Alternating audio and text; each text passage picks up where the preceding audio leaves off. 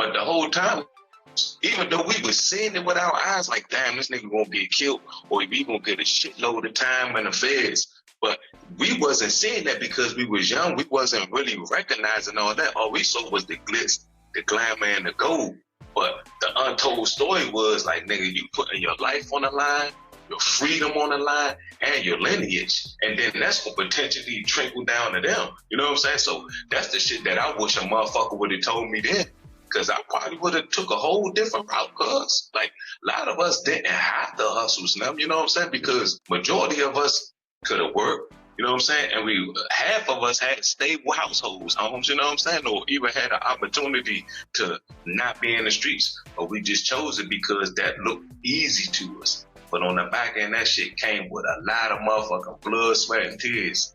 Yeah. And now looking at the situation from hindsight, shit, I wish I would have just like kept playing basketball, Holmes, you know what I'm saying? Because I damn had to be a father or dad, whichever one you want to look at it as, from the institution, because that shit hard as a motherfucker.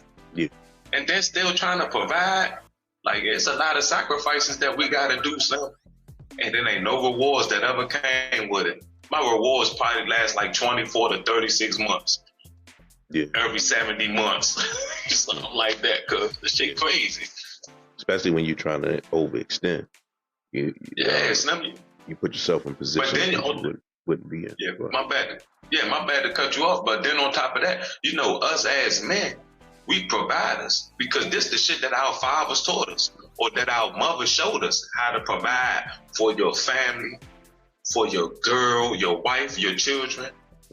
So us being men, we suffer all the consequences that come with providing for the ones that we supposed to provide for. I know I will. But at the back end of it, I never thought about the totality of the situation. I just was in a moment. Like, I gotta get this. Oh, my kids need this. Oh, the bills need to be paid. And the job ain't about to pay them bills at that time. So you gonna go shake that pot. You're going to pick up that pistol. You know what I'm saying? You're going to go by any means to make sure that your family and the people you love is taken care of. And we're going to bite the bullet at the back of it. I think human beings are the only race that will take a chance that knows most people or most creatures wouldn't take, just for the sake of conquering something. Like, a gazelle wouldn't attack a lion. A flounder wouldn't attack a shark. But see, as human beings, we think that we can overtake that lion. We think we can harpoon that shark just for the sake of conquering something.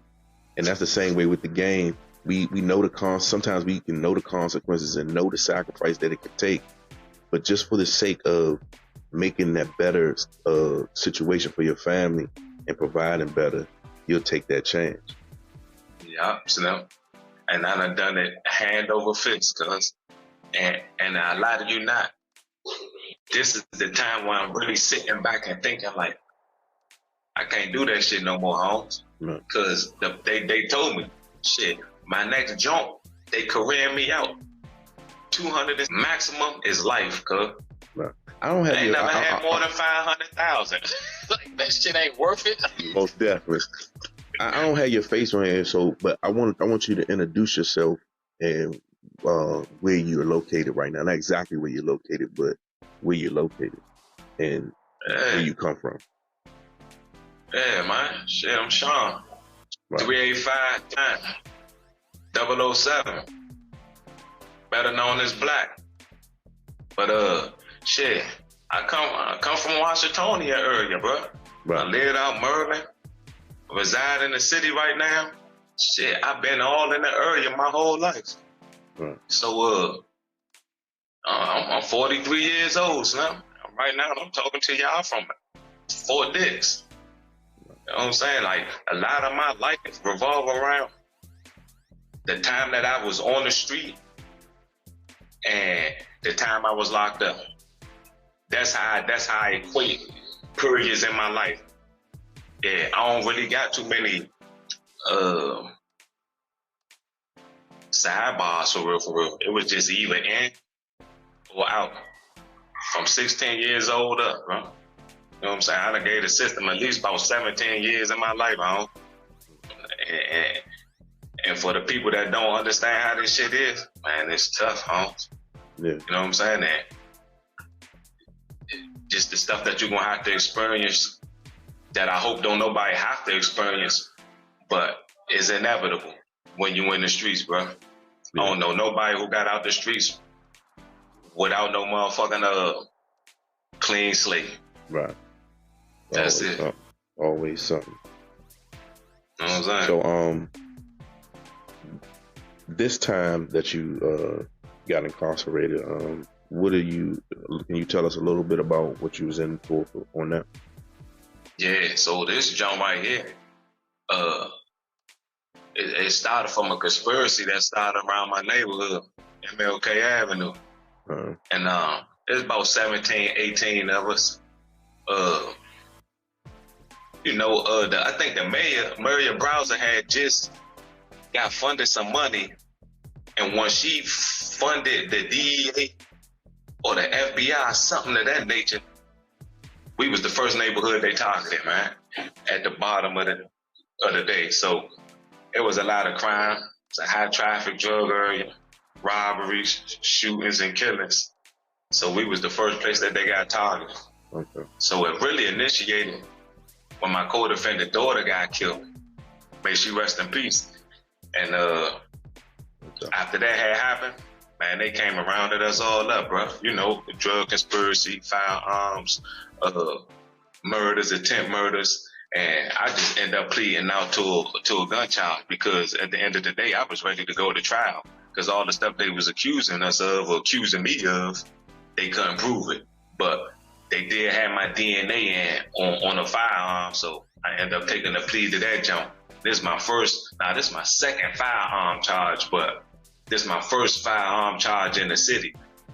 They gave me 92 months for that jump, cuz, you know what I'm saying? Just because of all the hype and all the speculation that was around our charge, man. So they just like did a nigga dirty off his first charge for a pistol in the city, man. Gave nigga 92 months. And whole time niggas really be in like 24, 36 months on their first gun charge. But my criminal history didn't call for that. And then at the same time, when I was around time for me to take my plea, it was a law that had just came into play to the point of when it was like November the 4th. I want to say it was 2023. A law had passed that made me a career offender. It's called like predicate offenses. Mm-hmm. And it's attempt charges and it's something else that equates to a predicate offense. And a predicate offense is something that like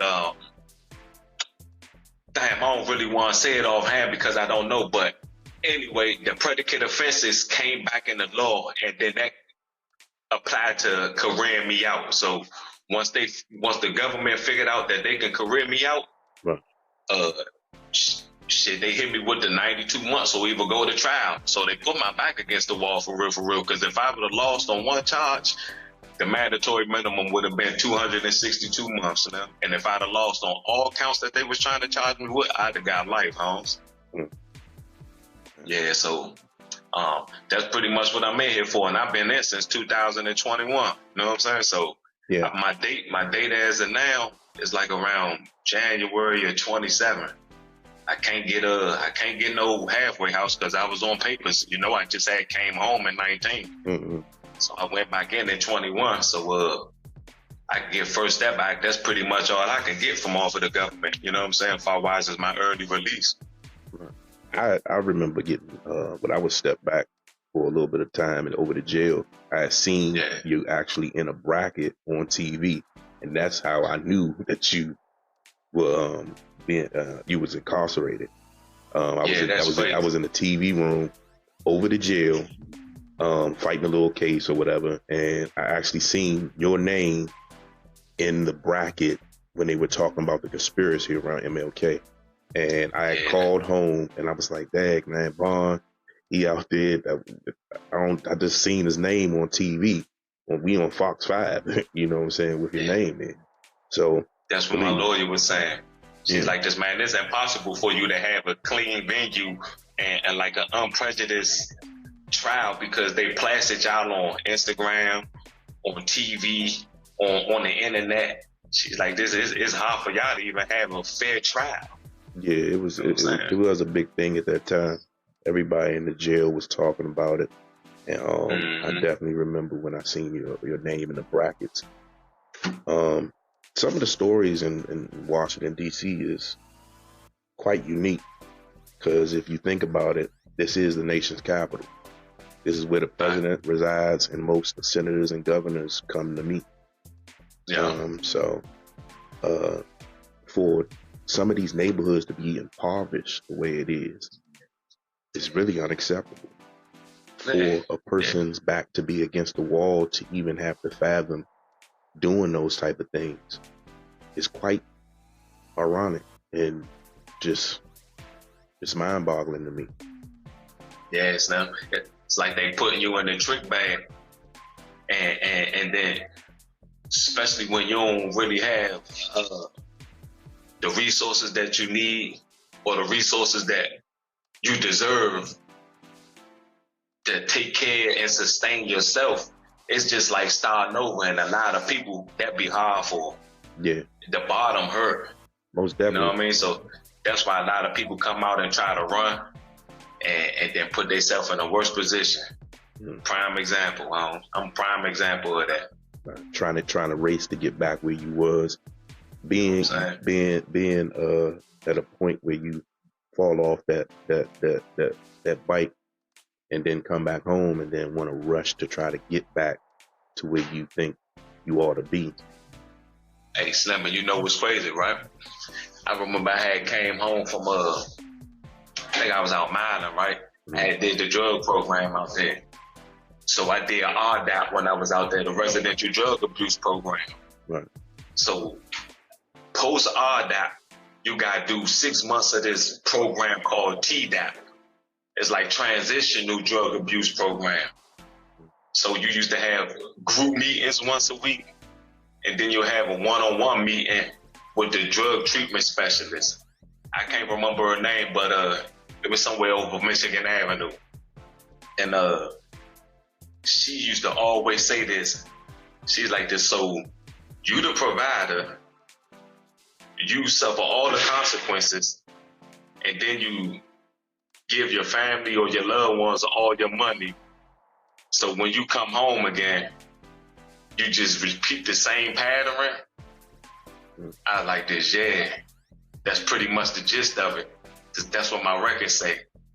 She's like this, oh, so you getting pimped. Crush me, right? But it was reality. Right. She's like this, so you go stand on that corner, give your money to your girl, she take care of the business that she want to take care of, and then when you go get incarcerated for the consequences, she don't look out for you. I like, damn, lady, you just landed on thick. But it is the truth. It's the truth. Yeah, right? But I say this. Us being the way we are and being in the fields that we in, we are more servant to the people that we love in our realm. That's just the type of people that we are. We are like vessels. You know, everybody can take a drink from us. You know what I'm saying? Take a sip. Expendable. Yes, expendable to other people. But the reason why we feel this way is because we're like a sip from somebody else's vessel as well. We wouldn't mind it.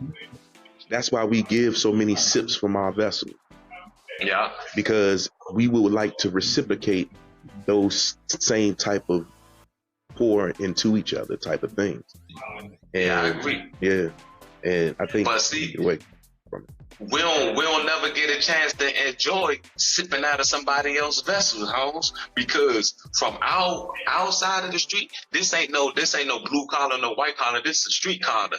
We always was the ones that gave, we provided, and we sustained for other people to the point that when it's like it's draining us. You know what I'm saying? And so when we looking for that same reciprocation, we can't get it in a manner that we give it. So they relying on us. So they ain't really gonna be able to provide us with anything but probably like an emotional shoulder, an ear that can listen. Because financially, they was depending on us, Slim. So that should be hard, bro. One thing people that are not in the streets and people that don't know business, don't know how to do, is how to share resources. Because all the time, it doesn't have to be financial. Resources can be shared to help one another coexist with one another and connect.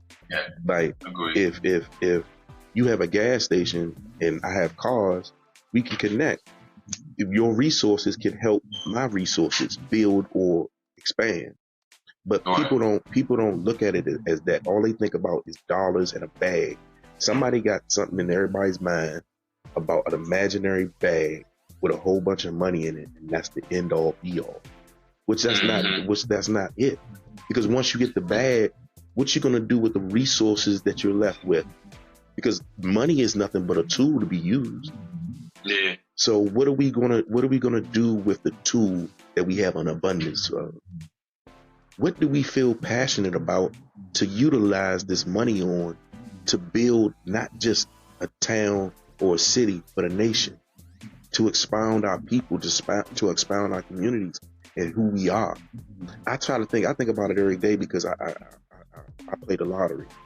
And if I ever hit a 500 million and all that, I have to really already have thought of what I'm going to do. I can't just get that type of money and just say, oh yeah, I won the lottery.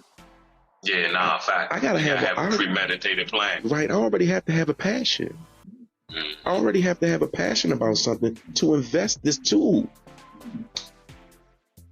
So yeah, I really do think that people need to take that into consideration. Yeah, so like securing the bag is one thing. So once it's secure, you got to have another step after that. The plan is securing the bag, but you also got to have something to do after that bag is secured. And most people don't even have that in they thought pattern and stuff. They just want to look sweet. Right. Or they want to be seen. But you got a lot of people out here that is doing the right thing with their bag and trying to transition. Here's another thing I wanted to ask you. For. This is another thing I wanted to ask you too. How are you doing with balancing a relationship or dealing with different females or interacting with females while you're incarcerated right now? Have any ladies helped or pitched in and rolled with you a little bit on your ride? Hey, listen here, Slim. Like, Far Wise is pitching that. I got one girl that do that for me, Slim, and that's my sister. She done did every bit with me. She called herself my jail girlfriend. Cause she gonna answer every call for me. And when I need something, she gonna kick it in. And then she voluntarily just sent stuff in. Right. But besides that, like Far Wise's females I was dealing with beforehand, nah, it ain't no financial support. Yeah, it's a little kicking on the phone. It's some conversation, and then now we got these phones in here, so there's a lot of videoing, right. And the communication is much better. But I'm so used to doing my time without no female in my corner, I just got used to it, you hear me? Yeah, I can dig it, I know. But you got a lot of these dudes that's tender dicks, and they rely on a female to take care of them, and I ain't one of them dudes though, you know what I'm saying? Right. I still be trying to take care of business from in here, send money out as much as I can, if I can, you know what I'm saying? Because I don't want to be no liability to nobody. Right. How, you know what I'm saying? So, how do you think, as far as your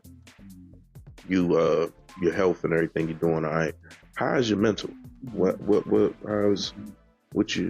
How you feeling there? What you going? Yeah. I mean, for real, Slim, you been in, so it be a lot of up and down days. But most of the time, I try to keep my head clear as possible.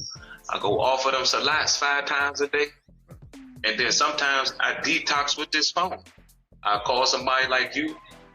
I'll call my shorty. Or I'll call my brother or somebody I know who really adamant about my feelings. You know what I'm saying? I can't just open up to a lot of people because some people weaponize that, bro. True. I can't do it. You know what I'm saying? But I was on a call out for psychology the other day.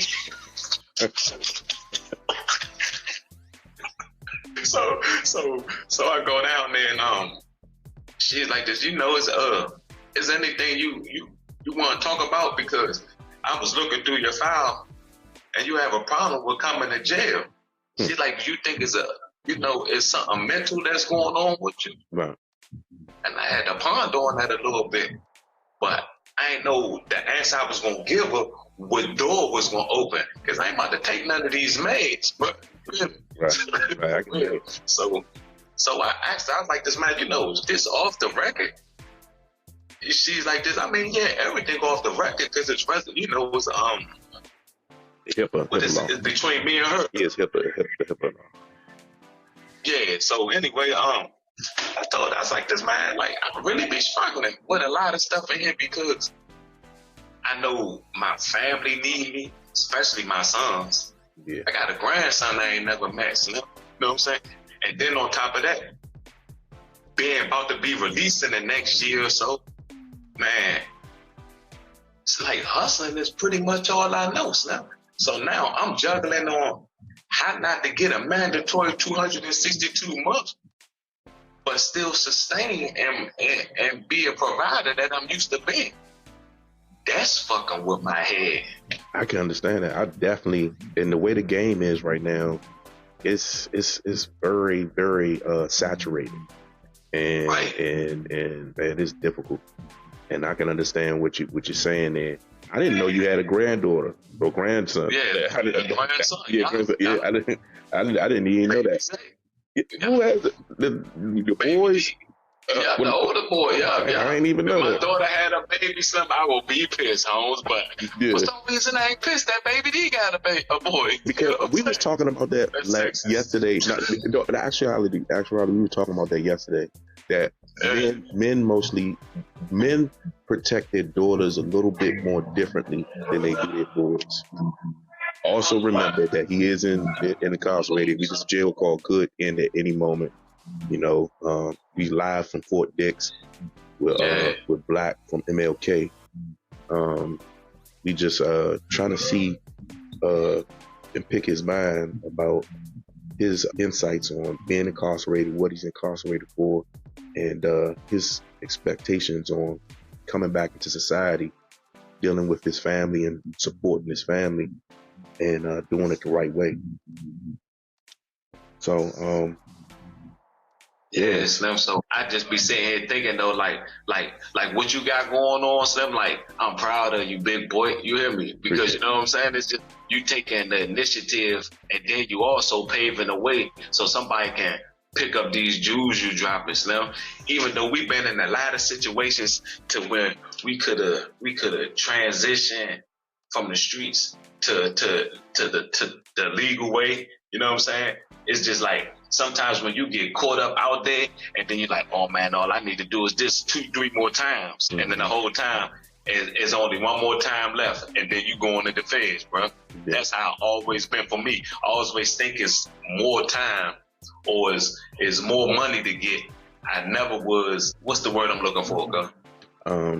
It was never probably you never really. It was never enough. It was never enough time, but you took the time for granted that you had, and knowing that we all do it because we always think tomorrow is coming. We wake up, we wake up thinking, or go to sleep waking up that thinking that we deserve tomorrow.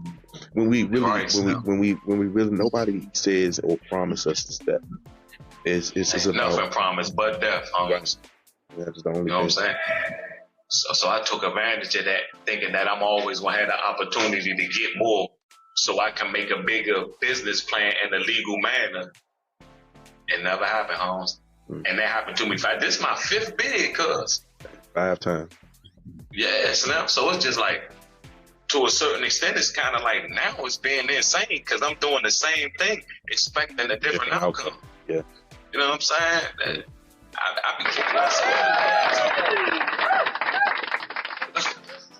Most definitely. Yeah, you got the yes. Nah, for real though, that deserved the claps, no? No question. You should have had that. You should have had that. What's that Keenan Ivory Wayne joint message? You should have had that joint, Slim. Oh man. But see, I got something better than that because we do have messages. We deliver. Okay, we deliver messages. You know what I'm saying? Okay, you know what I'm talking about? So yeah, we deliver messages right here. We no questions, no. Yeah, so inbox. Yeah. Nah, that's all right though, cuz. I'm proud of what you're doing though too, cuz especially just from knowing you, Slim. I mean, like 2+ decades, almost. Yeah. Like we done been through it, and we're gonna get through it together, Slim. No question, no question. Just keep doing the right thing, cuz. No question. I thank you for everything, cuz. Yeah. All the support you've been giving me, cuz. You know, I love you, Slim. Love you too, man. I appreciate your support. And man, just one more time. I'm subscribed to you too, Slim. Make sure you pump that to your fans. What they say, man. Like and subscribe. That subscribe button. That is something that we need to do. Like and subscribe, and comment on the content, and give your feedback. We definitely will reply, because he can reply where he's at right now. If you comment, any ladies that want to get with him, ride with him for the rest of the time. Go crazy. Oh, my bad. I'm sorry. I apologize. It's cool though, yeah. Yeah. But, if y'all want to help support, maybe give him some supporting words, let us know. Yeah, I appreciate it though, too, Slim. Mm-hmm.